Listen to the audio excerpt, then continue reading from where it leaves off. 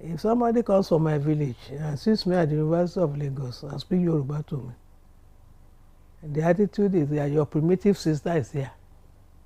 Ara oko kò gbóyìnbó. So for a long time now, the credibility of your being a civilized person is that you must speak English. You are enlightened, you are civilized. Because English is the language of the civilized people. Yoruba is vernacular.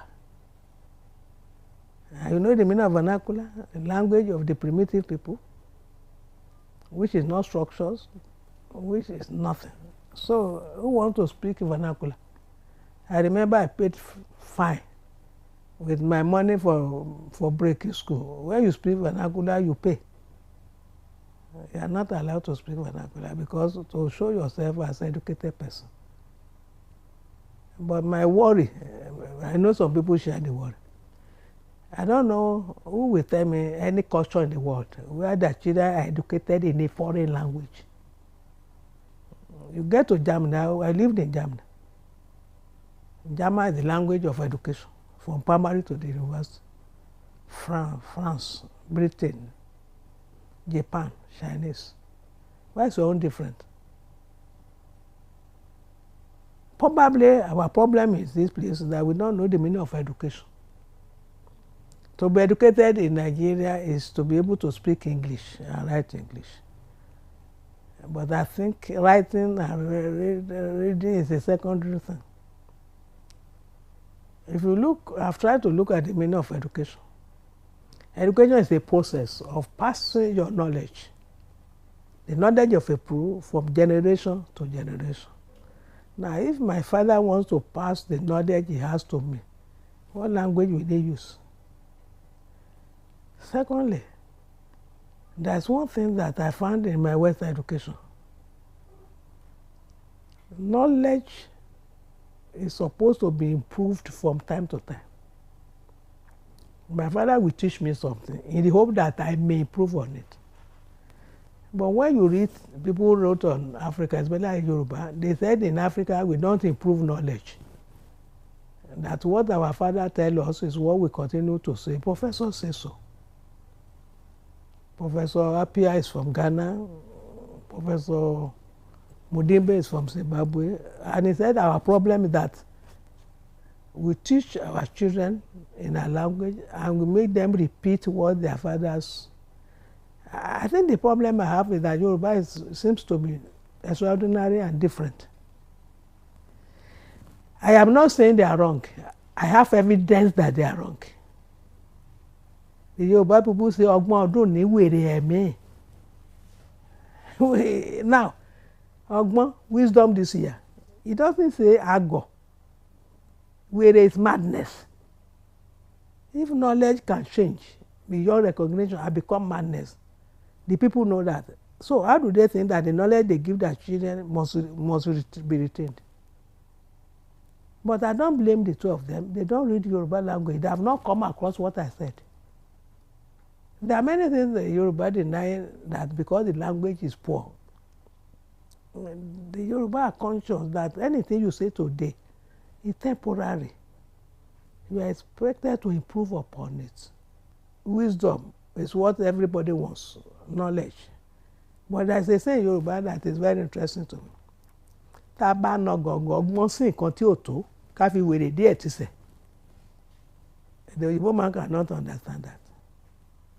I use wisdom. It's not enough. I should become mad. It means I'm mad, but I'm not mad. Does wisdom always achieve the aim? Let's think of a very short story. My brother took a wife from Ondo State and came to Lagos and told the wife that the people in the next door, when I talk to them, we quarrel. Don't go there. When he came back the next day, the girl was there. I told you not to go there.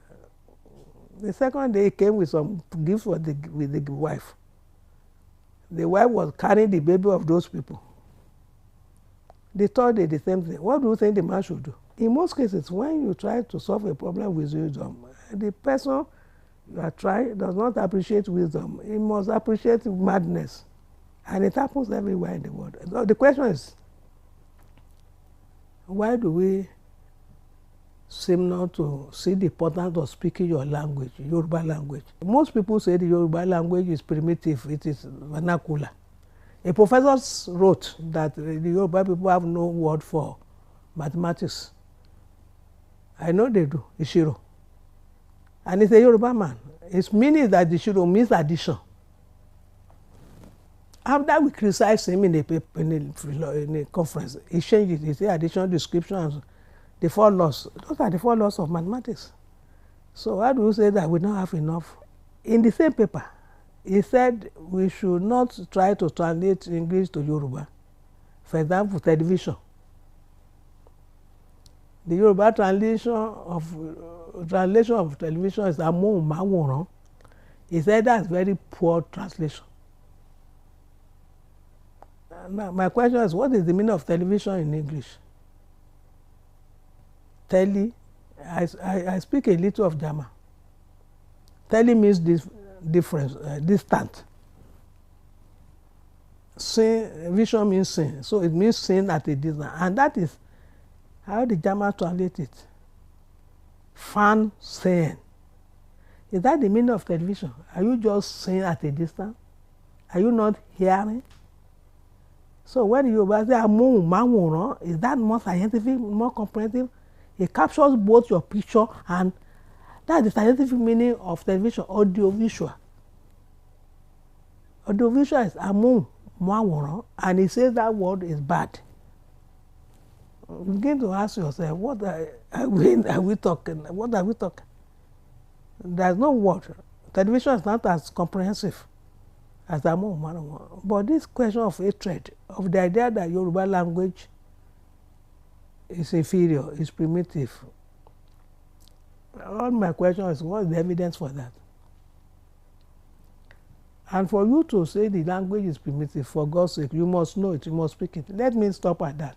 So the problem we have today is that we have been brought up to believe that Yoruba language is the vernacular, it is inferior. The white man who said that does not speak Yoruba. Now, my duty is to find out whether what he says is right. I go and study Yoruba, and I come back and tell him that my language is better than your own. That is what I've been trying to do. I don't argue that English is not better than Yoruba. I don't argue that Yoruba is not good, it's good. I want to say something in Yoruba, say it in English, and compare whether what my people said is not right. Those people have not done any investigation. The Igbo man wants you to speak his English language, he must destroy your own. He must promote his own. But we are the only slaves in the world who accepted the dictation of their master. The Japanese speak English to Japan, the Chinese, and they have invented so many things. They speak their language. They teach their children. Those of you who believe that English is better, you have been educating your children. What have you found? What have you invented? You have not done anything. Because you are, even the English you are reading, you don't even understand the meaning of English. So let me stop at that. 1, if they say Yoruba is bad, I don't say yes or no. I will tell you, please research into Yoruba. You must know Yoruba. You must look at it. You must study it before you know. And I can promise you, not every word in Yoruba is right, but there's a lot of good things said in Yoruba language. There's no language that is perfect. Study your language, identify the one that is useful, and take away. But leaving it, not speaking it and learning it, you are killing it, you are committing suicide. Anybody who is anxious that we are not speaking Yoruba, I must be careful. Are you saying we should replace English with Yoruba? The question is, why is it that we are not speaking our language? Anybody who comes up and says we should not speak English, we should speak Yoruba, doesn't understand. 1, this country is made up of 253. Unless you are saying we should break up. If I speak only Yoruba, how do I communicate with others? How will I communicate with Igbo or Hausa? If the Hausa does not speak English, how will he communicate with me? So we take English as lingua franca. But that does not mean you should not know your own language. Because your culture, everything you have discovered in the world is in your language. So in this kind of situation, my worry is that even the English that you are teaching in school, your children are speaking bad English. Asking you to speak your language does not mean don't speak English.